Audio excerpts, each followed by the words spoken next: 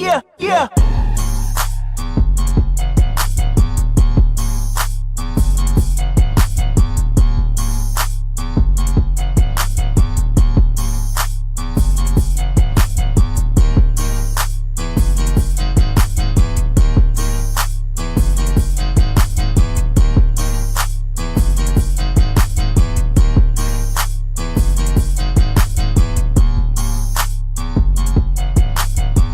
Clock ticks, gotta put one up. Jokic for the win. Sit down. Be humble. Sit down. Be humble. Sit down. Be humble. Welcome back to the putback. It's been a little while. We have the consistency of Jalen Green right now as far as putting out episodes go.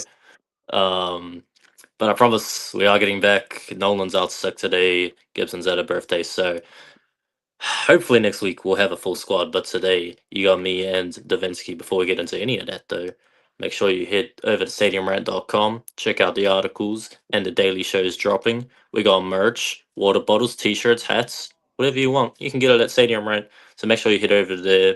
We got YouTube, Facebook, X. We're on TikTok. A lot of the clips from these shows will be on TikTok, so make sure you go follow that page too. Well, it's been a very, very interesting first few weeks of the NBA season. Um, and as you can tell by the title, a lot of shocking and disappointing teams and players. So we're gonna go over that today. So Davinsky, what you got for me? Okay, let me see. Let me start off on a positive note. The Spurs. I wasn't expecting the Spurs to be so good. Wemby, I'm not gonna lie. Wemby before the dang, what happened? Dang. Oh, that's all good. Oh dang. I was fucking around with the city. All right, you good? Yeah. All right. So hold on. Let me send this link because we gotta promote the show. So I gotta be sending this link to people. But Wemby's looking like the best player in the league in my opinion. Before like the Phoenix game. Before that, he was looking like the best player in the league. And low key, I wouldn't be surprised if he wins MVP. Because I remember watching the Spurs versus Dallas and Wemby just looked like he looked like it just comes natural to him. He looks like basketball comes natural to him with his height, the way that he moves. It's just crazy. Like we've never seen that before. Like at first we was talking about how Kevin Durant, his height, and the way he dribbles the ball. We've never seen that before. And then we were talking about Porzingis being a unicorn, but like Wemby is like beyond that. Alien, whatever you want to call him. It's like his defense is insane. His offense is insane. The fact that he can guard the perimeter as a 7'5", 7'6" center, the fact that he can dribble the basketball like a decent guard, that is scary. The fact that he's able to do these step back shots, the fact that he has improved his post moves from this offseason working with Hakeem, it has been amazing to watch. Just seeing how Wemby is just like dominating the floor. So that is one of my biggest surprises because honestly, I knew Wemby was going to be a great player, but I wasn't expecting him to be like an MVP caliber player already. I wasn't expecting the Spurs to be as good of a team as they were. So that definitely surprised me to start off this season so far. Yeah, Wemby was incredible, especially the first 5 games. Spurs went 5-0 for the first time in this franchise history. Um, but we saw in the last couple games against the Suns and against the Lakers, he had a bit of a struggle. It kind of seems that teams have adapted to his style of play and really tried to force him to self-create, which he struggles to do against Mark Williams and DeAndre Ayton for some reason, because DeAndre Ayton's not moving me defensively personally, but they managed to do a relatively good job in holding Wemby somewhat on the offensive side of the ball.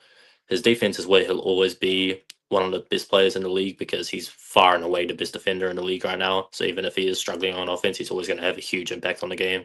But like you said, I had Wemby as maybe a top 7 player for this NBA season, but he came shooting out the gates looking like the best player in the world. So yeah, huge start to the season for him. It's just about him learning to adapt to the new defenses because they're gonna focus on him more as they start to figure him out. The Spurs in general. What do you think about the Spurs in general? How they've started their season outside of Wemby?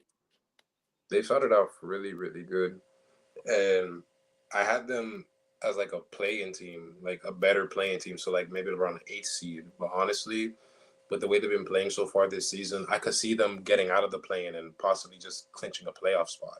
They have just been that good. And with De'Aaron Fox, when he gets like fully healthy and when he gets like cemented in the role that he's in, it's gonna be great for him too. And their coach, I remember listening to how like he was going after them to play harder, and you don't hear that anymore in the NBA with coaches. You don't hear them like going off and like pushing the players to keep playing hard. Like they sound more like motivational speakers these days. But like this new Spurs coach, like he's giving them plays to do, not only just to win, but like he's telling them to play hard and like do this, do that, and like, it's definitely a match made in heaven. Is like the Spurs did a great job with this new coach, and honestly, they're definitely gonna make the playoffs because unless unless Wemby gets injured, God forbid. But if it's a healthy season for Wemby, the Spurs they're into a playoff spot for sure. And we're just seeing the reports from Shams. De'Aaron Fox will be making his season debut tomorrow against New Orleans, so only makes them even better. I'm really excited to see that two-man game in a longer stretch. We only saw about 7 games, I believe, of it at the end of last season before they both got injured. So I'm very interested to see how they pair. We know in Sacramento, Fox and Sabonis were good, but De'Aaron Fox isn't really a pick and roll player as per se, and he's not a good enough shooter to work with Sabonis perfectly on the DHOs. But with Wimby, it's not so much a pick and roll; it's a feed him, it's moving, and that's what De'Aaron Fox thrives in is cutting and making space, creating shots for himself and others. So I think that would be a great pairing, and I'm loving everything outside of in that team right now too. Devin Vassell and Stephon Castle have been excellent. Don Harper is unfortunately injured for about a month, but he was looking really solid coming off the bench there for a bit.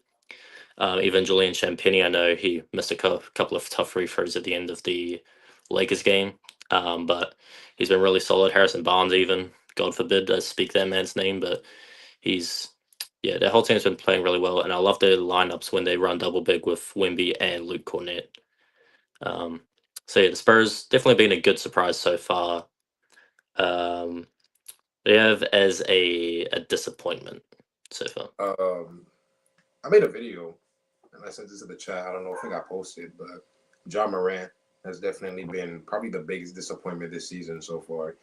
Getting suspended for a game due to behavioral issues is just unacceptable, especially when you're a superstar. You're supposed to be the leader of the team. And he's already been with the gun issues. And I believe that he had an issue where he got into a fight with somebody or something like that. And it's just been like just a rocky road. And it's just like what infuriates me the most is like early on, we were like, John Morant should have gone number one. It shouldn't have been Zion. And now we're looking at both of them as like both of them shouldn't have gone number one because Zion is always getting injured. John Morant is always getting in trouble. So, and literally recently, Zion got injured with a hamstring injury, out for like 7 to 10 days.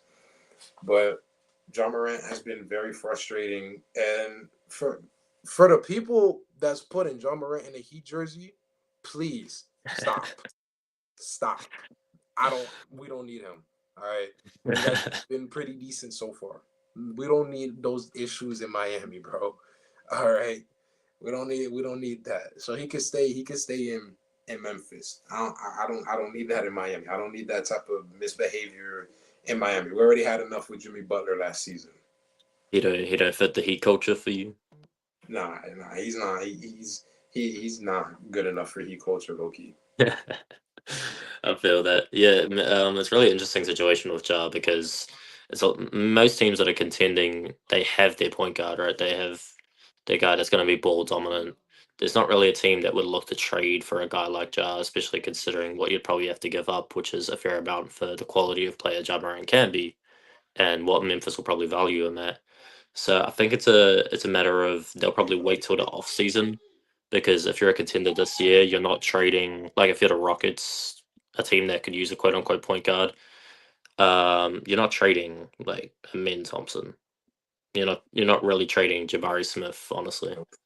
So the team that I think I've seen rumored the most is probably Minnesota, Yeah, I've heard that. um, which is definitely a good fit, like position wise. Again, if you're Minnesota, though, you're giving up. Are you giving up Julius Randle in the trade? Julius Randle. Did the Grizzlies want Julius? What do the Grizzlies want that Minnesota have? Like, if you're trading Ja Morant, you're the Grizzlies. You'll probably just want to start fresh. Like, you can give up Rob Dillingham, I guess, and some contracts. Is that enough for Memphis? Maybe like 2 or 3 first-round picks. Yeah, I seen reports it's probably about the same value Ja Morant has that Kyrie Irving had when he was traded to Dallas, Yeah, I which saw. is like a couple firsts and a couple decent players, rotation players, His trade stock is like decreasing as the days go on because of these behavior issues. So which is why I think at this point you wait till the offseason for Memphis, let him build his stock back up by playing well this year, hopefully at least. And then we could possibly see a bigger return in a trade like we saw for Desmond Bain or a Rudy Gobert a few years ago. You're giving up 4 or 5 first round picks. that was steal. That Desmond Yeah. Bain trade, that's steal. Well, we're going to be talking about that soon enough as far as disappointing teams go as well. So, yeah, we will get to Desmond Bain and the Magic. But, yeah, I mean, in general, like the Grizzlies' story of their life for the last 3 years, they're always injured. They've always got at least 4 or 5 guys in the injury reserves. They're playing like Cam Spencer big minutes right now. Like their center is Brandon Clark. Is Brandon Clark even playing? I literally haven't watched a single Memphis game because it's just I can't imagine it'd be fun to watch. I mean, they're fine in the West, so They're it'll be currently out of the play-in. I don't know if they're gonna make it back. Probably not. There's too many good teams in the West right now. Yeah, Memphis are tragic. Let's get back on a positive note though. The Chicago Bulls, quite obviously, have been maybe the biggest surprise of the season so far. They are 7-1 as of right now. Josh Giddey is playing out of his mind. I think he's averaging about 23, 9, and 10 on the season on 50-40 splits, by the way. hold on, let me see. Because they recently showed off like the MVP ladder. Josh Yeah. Giddey's up there, which is crazy. Shea is number 1, Giannis is 2, Jokic is 3, Wemby's 4, Luka's 5. Josh Giddey is number 6. Josh Giddey, man. Shout out my Australian. But yeah, man, Chicago have found a way to be an elite defense, which makes no sense considering who's on their roster. Josh Giddey, primarily known as a bad defender. Nikola Vucevic, known as a bad defender. Those guys have been net positive defenders this year, which has been huge for this team. And the addition of Trey Jones to that starting lineup has been a big part of it. He's been a menace on the perimeter defensively. Isaac Okoro has been real solid for them. Who else is on that team? Kevin Herter, Martaz Buzelis. Shout out Martaz Buzelis. I had high hopes for him this year. He hasn't been super great and consistent offensively, but he's been playing really well all round. That Bulls team, man. I mean, do you think they're really a playoff contender? In the Eastern Conference, yes, because the East is like super, super weak. But Yeah. let's say hypothetically they made it to the finals. I feel like that would be a sweep, to be honest. Yeah, I mean, I don't know how far if they get into the finals, but they have looked incredible. I think they do start to dip down relatively soon. I don't think this level of defense is sustainable for that team as well as that level of offense. Nikola Vucevic is shooting career highs efficiency wise. Kobe White's not even back for this team, so it's going to be interesting to see how he fits in because Kobe White's probably the best scorer on that team, relatively ball dominant player. So let's see if it takes away from Josh Giddey or if he can play off Josh Giddey. all of a sudden the future's looking pretty bright. And I have to say that Alice Caruso, Josh Giddey trade's looking like a win-win, Yeah. which is great, honestly. Yeah, man, I can't say enough about the Bulls. They've been very surprising. They've sold me on every parlay because I keep picking them to lose. But they're proving me wrong so far, man. Okay, let me see. For me, a positive. It's bias, but the Heat have surprised me so far. I was not expecting them to be this pretty. I mean, they're the ninth seed right now, but they're 4-4. It's like a three-way tie between 7 and 9 for 4-4. But honestly, like they look like a better team than last year for sure. Because now there's no distraction from Jimmy Butler. There's no off the court distractions. I mean, the whole Terry Rozier stuff, but like we didn't want him on the team anyways after like his poor performance after the trade. So like we don't care about that. But they've been good. They've been really, really good. Defensively, they've been amazing. The only problem that I have with the Heat, well, two problems. The only two problems I have with the Heat is they'll start off strong in the first half, but in the second half, they'll just decrease. Like they have a cold third quarter, fourth quarter they'll come back, but sometimes it's too little, too late, or they'll be strong or sometimes they'll play decent in the third quarter. Fourth quarter comes in, they're playing kind of good, but then like it just goes down. I forgot which game it was. I forgot who they were playing. I think it was the Knicks. They were up by like 17 in the fourth or something like that, and then but it was like 6 minutes left. By 3 minutes, we were up by like 7 points. And I was like, I can't repeat this again where we're like blowing leads in the fourth quarter. And then I was watching the Spurs game, and we kept it close until the third quarter. The third quarter, it was really cold for us. And then and the Spurs just took over.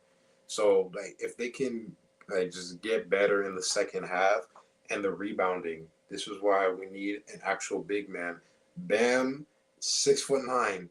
That's not gonna cut it. Khalil Ware is 7 foot. That's great, but he's not that big. He's still skinny. That's not gonna cut it. When I was watching the Heat versus the Nuggets in the first half, Miami had 17 rebounds, and the Nuggets had 36 in the first half. 36 rebounds in the first, and like that infuriates me because it's like this team is good. This is a really good roster, and we don't even have Tyler Hero yet. And I've seen people, even me included. I'm not gonna lie, I was one of those people saying trade Tyler Hero, but you got to think about it. You got to see how he works with the system first. But like we've been pretty good. But if we can just get better in the second half, and if we can get an actual big that can rebound the ball, we would definitely be a better position in the Eastern Conference, where we could possibly get a deep playoff run for sure. Because those are like the only two problems, and those problems could be easily fixed. It's not like we have a whole problem with like a certain player or something. It's just rebounding and just like we just gotta come back in half. After that, the team is amazing. Fontecchio can't miss. I think he's leading the league in 3-point percentage. He can't miss. We we traded Duncan Robinson for Duncan Robinson with defense. So like I love seeing how the team operates now, and we're scoring faster, we're scoring more. Our pace used to be really slow. Now we're a much faster team. So like watching this team definitely has my spirits up, but those two things, if we fix them, we'll definitely be set in the Eastern Conference. Yeah, and I'll be honest, it's not even biased. Like Heat games I've watched so far, they look so good, especially offensively. Norman Powell has been lighting it up. He's played that Tyler Hero role perfectly. Bam has been excellent. I think he shot like 10 threes against the Spurs. I think he's taken by far the most threes of his career this year. Oh yeah, he's taking up threes this year. It's that adjustment I love to see from Bam, really stepping into that 4-man role.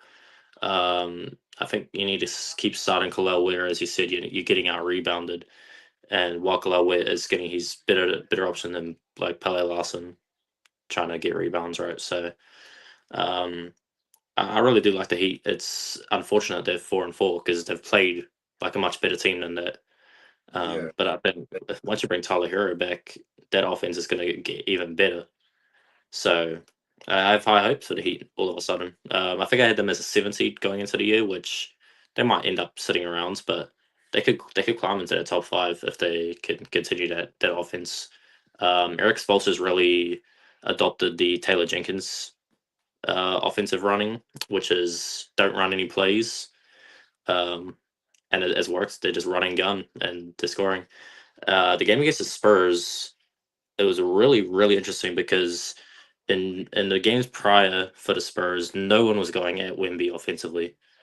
But Bam was driving. He was putting his shoulder into him. He was finishing around the rim against him. He had some freeze on him. He dunked on him. Like Bam kind of made the blueprint in a way. The other teams after that Spurs Heat game, the Spurs games they played after that, they were like, oh, so there is a way to compete with him, which is just getting into his chest.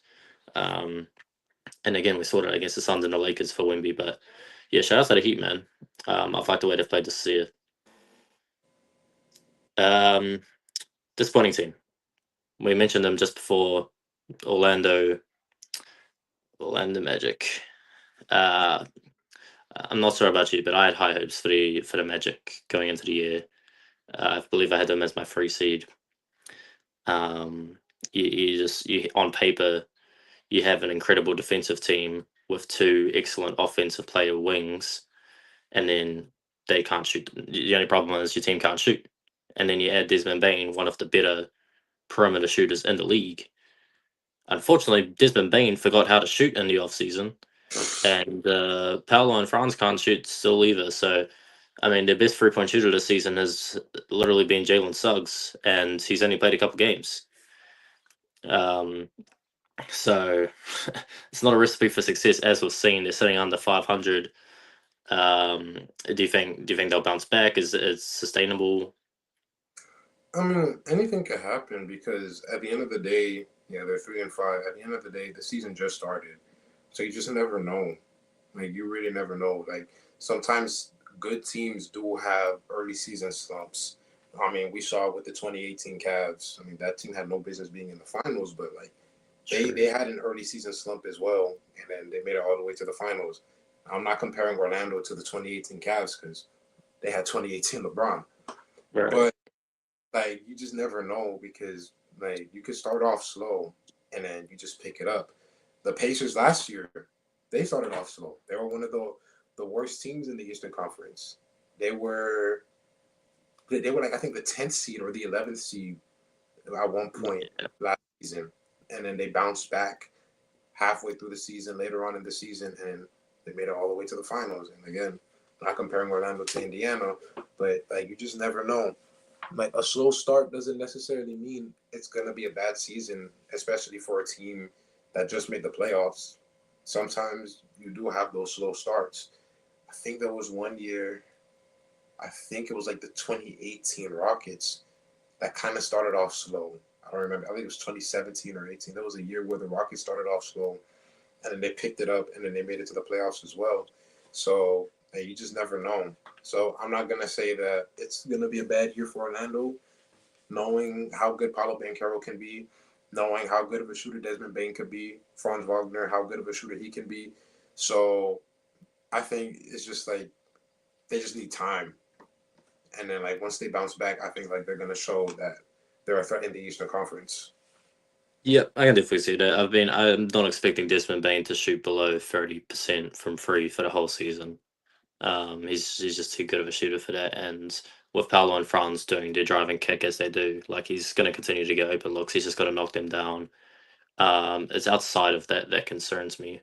Like I'm sure their big 3 will be fine, but they need to get contributions offensively from like Anthony Black, Wendell Carter, Jalen Suggs, as I mentioned. And that's where the kind of issue is because we haven't seen anything consistent from those guys to say, well, I could confidently say they will be helpful on offense.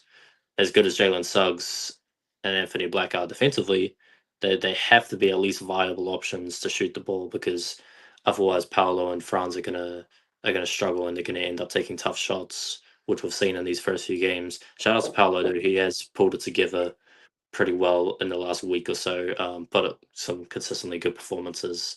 Again, just doesn't have that shooting around him just yet to fully, um, you know, get all that playmaking ability that he has on display. So Orlando will be fine, I think. Another team in that same boat as Atlanta. Obviously, Trae Young being injured hinders them a lot. But as a team, they have somewhat underperformed so far. Even when Trae Young was on the court, he was not playing well. He's not shooting the ball well at all. But it's another team that I think I'm more confident in Atlanta bouncing back than Orlando, because Atlanta have the pieces in Jalen Johnson, Risa Shea, Porzingis, Nickeil Alexander-Walker, Dyson Daniels. Guys that can play two sides of the ball. And we've seen it consistently before. Not so much Dyson Daniels offensively, but all those other guys I mentioned, they can definitely score the ball and they can create shots, which is something that Orlando lacks.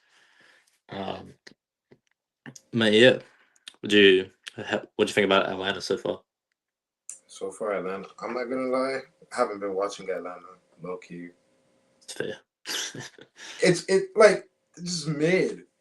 Yeah, I've mainly been focused on my team. I've mainly been focused on the Heat because I wanted to be proven wrong, because I was just like, this is not going to be that good of a season for us. And like, I've paid most of my attention to the Heat, and I was paying some attention to the Lakers. Luka's winning MVP. That man is averaging almost a 40-point triple-double. it's insane, man. He's like, I don't know what it is, but like, watching Luka score this season, he looks so much more aggressive. I don't know what it is. It's probably just because he's in better shape, but he looks so much more aggressive. And the Lakers don't even have LeBron yet. I've been watching the Spurs a little bit because I wanted to see how Wemby's going to play ever since, the blood clots. And Wemby's been looking like the best player in the league. So I've been paying attention like slightly, but I've been mainly paying attention to the Heat because that's my team. So like, Yeah, I've that's always fair. wanted to see like what we're gonna do, how we're gonna play.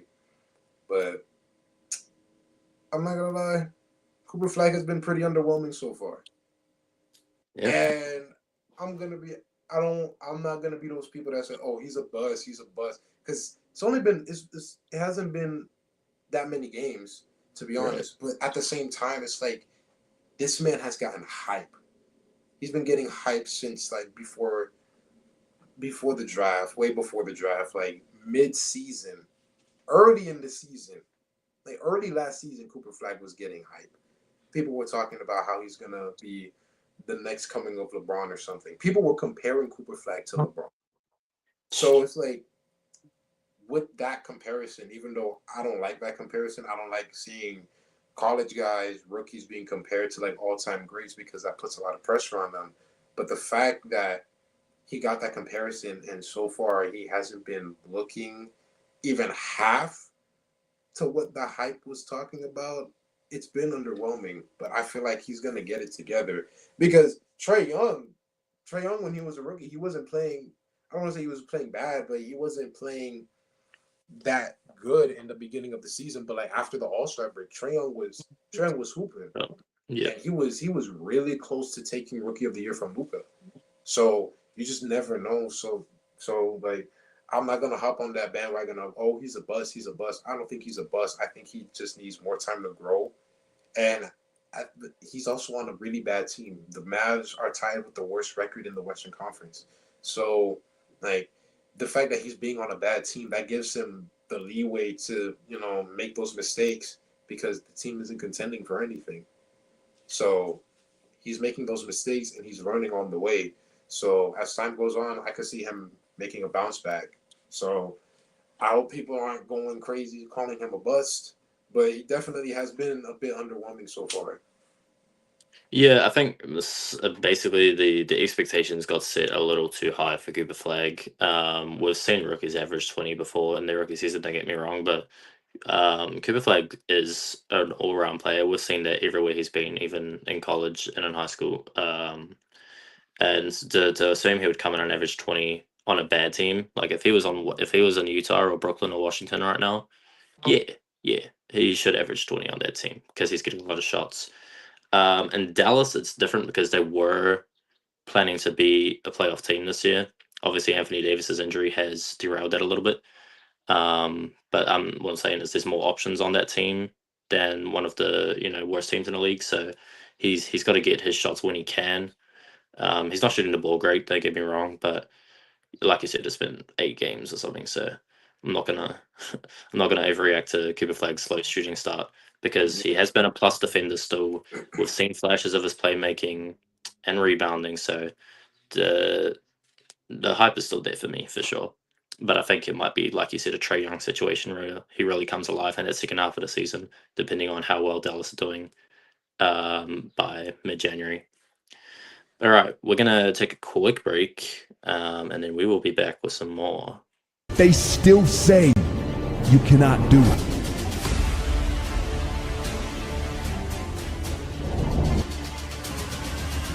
They're shouting from the sidelines.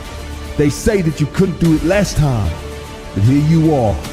They say you won't do it next time, but they'll still be shouting from the back, still doubting, still hating, still hoping that you fall. But so what if you fall? You're only gonna get back up, because you're still working, still grinding, still succeeding.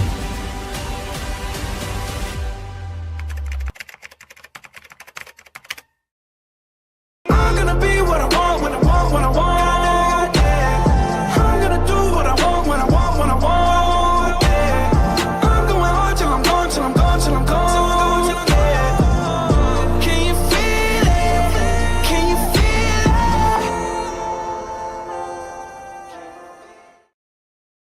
Shout out to JC as always for that fire commercial. But we back on the putback. We're going to carry on with our biggest shockers and takeaways of the early NBA season. And I know you brought up the Miami Heat before, so I'm gonna keep the bias train going. We're gonna talk about Russell Westbrook.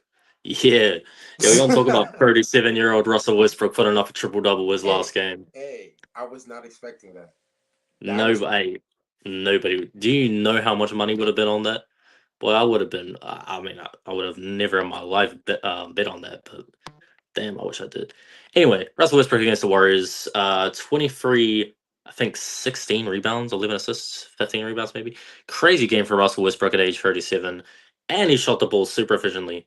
Genuinely, his best performance since he's been in a Washington Wizards uniform. Shooting efficiently.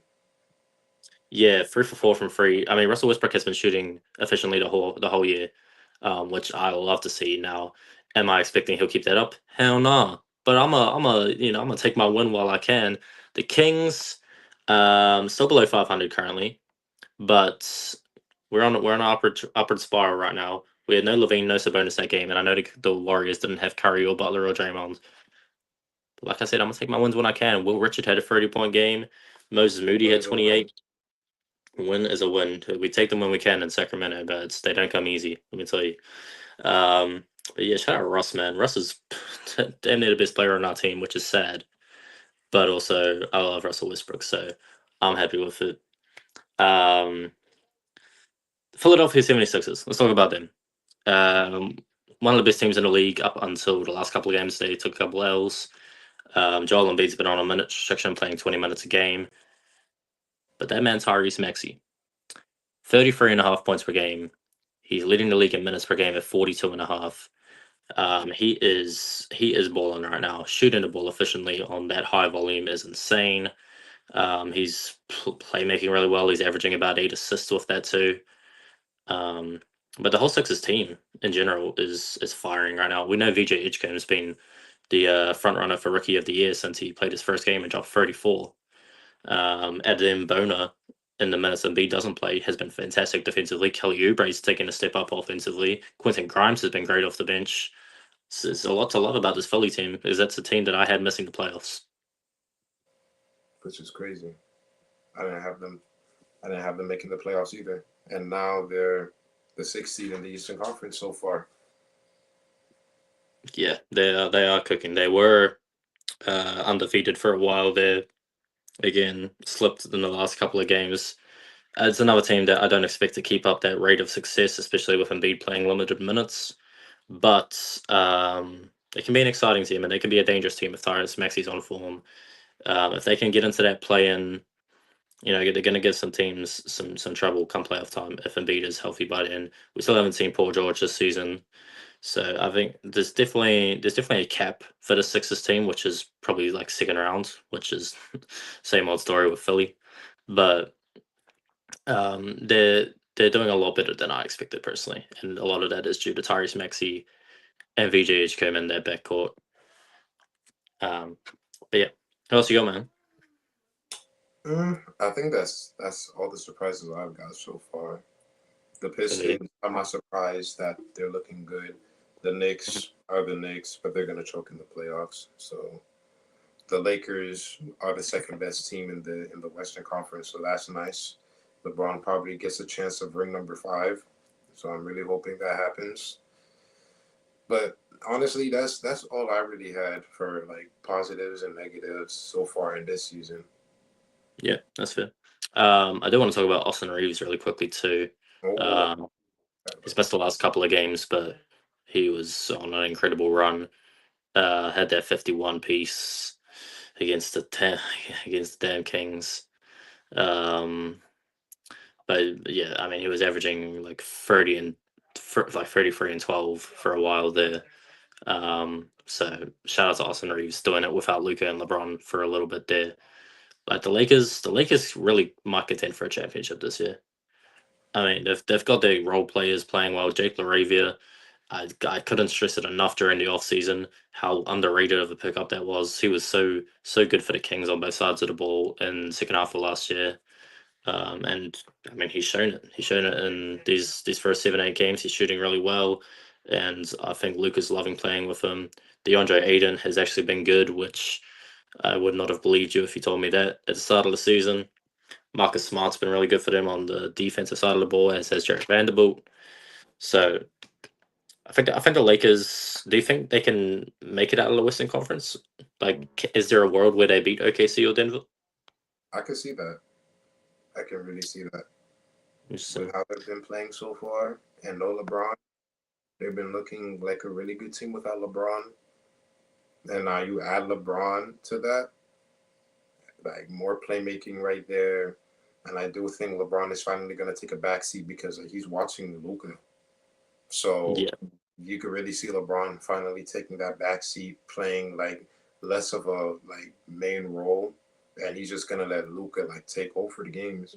So with that, I could see the Lakers finally getting out of the West, making another Finals appearance, and possibly winning a championship. And then maybe LeBron retires after that. I mean, that would be a storybook ending. Then I never want to hear that Michael Jordan's the GOAT after that, if that happens. I want to hear Michael Jordan's the GOAT. Facts. But yeah, like you said, I mean, he can even take like a third option role offensively for a lot of the time with the way Austin Reeves is playing right now. Like he can really kick back until the playoffs come. We know he's going to ramp it up in the playoffs. This team, I didn't think they were very well built coming into the year. They're still lacking a lot of 3-point shooting and defense, but Luka's we've seen has been really locked in, and he's done okay defensively, which is all we kind of ask of Luka. And again, if DeAndre Ayton can be decent on the defensive side of the ball, that's a winning recipe for LA. So I'm very excited about their team.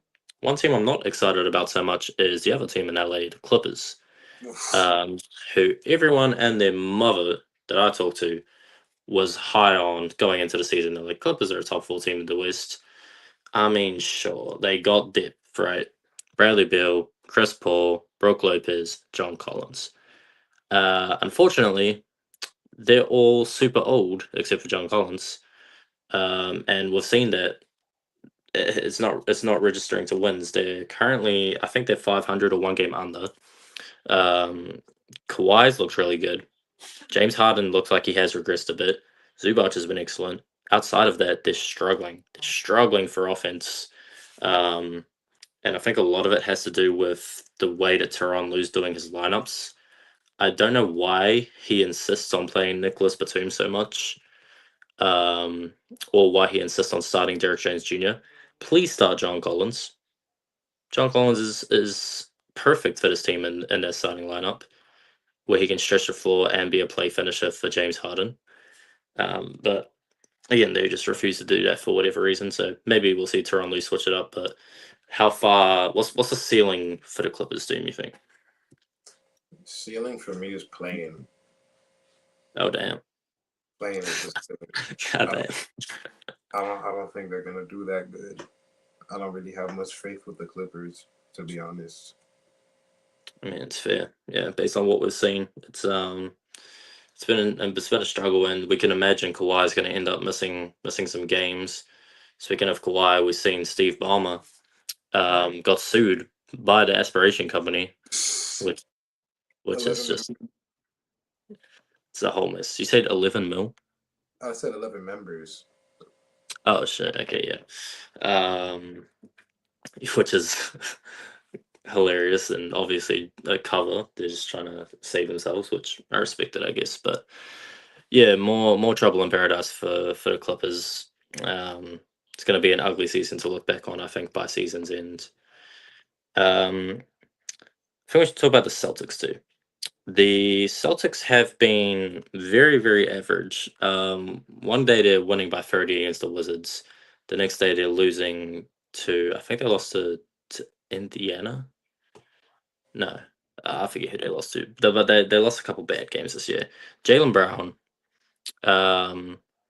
fake hairline and all, has been balling. Yeah, they lost to Utah. They lost to Detroit. New Utah, York. that's who it was. Yeah. Sixers. That's what that did. Lost so far. Yeah. It was a loss. That doesn't really make any sense. The Utah loss was rough. But yeah, Jaylen Brown's been playing really, really well. Unfortunately, no one else on that team is. Derek White doesn't know how to shoot when he's not the third option. Peyton Pritchard is not shooting the ball well. Thing I'm okay about with the Celtics is that we know those are good shooters. They will start hitting shots, and their defensive strategy is still in place. So I was relatively high on the Celtics. I had them as the 6th seed, even with Tatum playing no games this year, hypothetically, because Neemias Queta and Luka Garza as a front court doesn't sound good on paper, but I really like Neemias Queta, what he can do defensively and be a play finisher. Unfortunately, the Celtics just don't have the playmaking to fulfill his potential on the offensive side right now. But I'm not too worried about the Celtics as of right now. But it's been an ugly start for sure.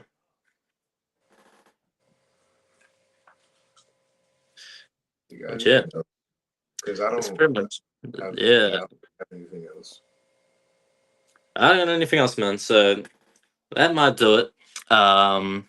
Like I said at the start, hopefully we'll have a full squad next week. We'll go over some of these NBA Cup games that have just started right now. It's going on today, which I'm sure will be an interesting conversation. But appreciate y'all for tuning in.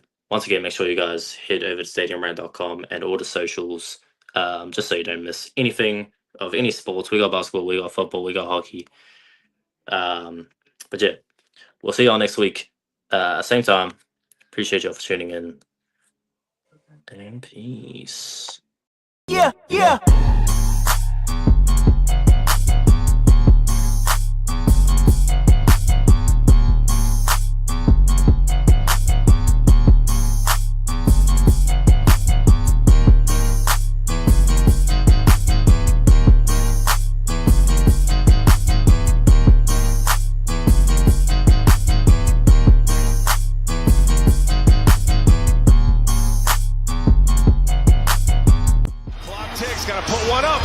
For the win!